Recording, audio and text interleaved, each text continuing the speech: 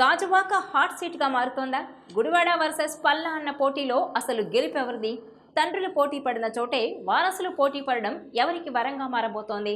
Watch this R24 special.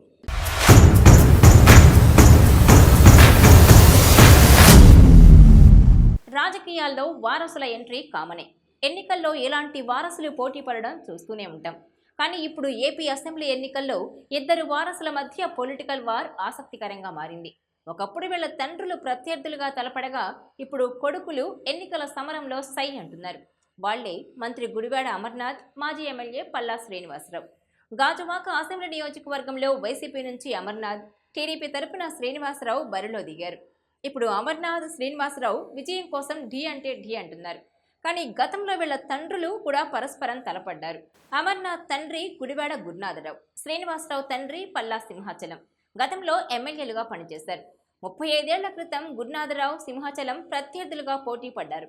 అప్పట్లో పెందుర్తి నియోజకవర్గంలోనే గాజువాక ఉండేది. 1989 ఎన్నికల్లో పెందుర్తి నియోజకవర్గంలో సింహాచలంపై గురునాథరావు గెలిచారు.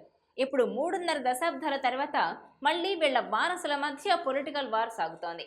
ఇప్పుడు అమర్నాథ్, శ్రీనివాసరావు మధ్య టఫ్ ఫైట్ నడుస్తోంది.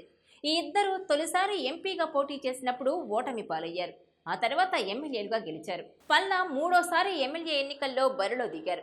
గుడివాడేమో రెండోసారి పోటీకి సిద్ధమయ్యారు. గాజువాక నుంచి గుడివాడ తొలిసారి పోటీ చేయడంతో పల్లా శ్రీనివాసరావుతో సమరానికి సై అంటున్నారు. గత ఎన్నికల్లో అమర్నాథ్ అనకాపల్లి నుంచి పోటీ చేశారు.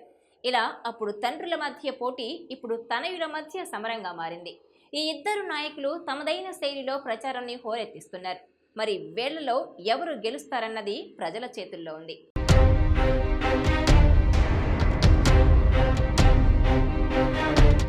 ఈ వీడియో మీకు నచ్చినట్లయితే please share, like and subscribe R24 Telugu.